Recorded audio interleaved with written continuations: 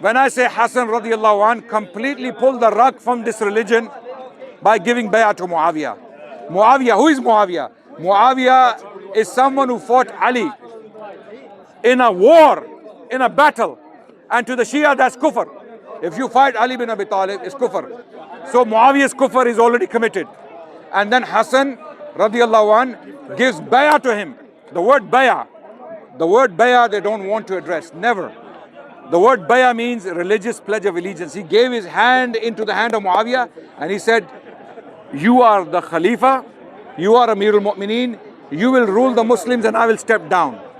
And they come back and they say, oh, there were terms of the treaty that were broken by Muawiyah. I keep asking them, bring one authentic source for the treaties.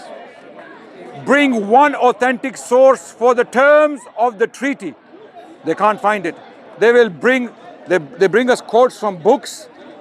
Some books are Sunni books and they say, look, they are. So the deception they do is, a lot of the Sunni history books, they have fabrications in them. Yes.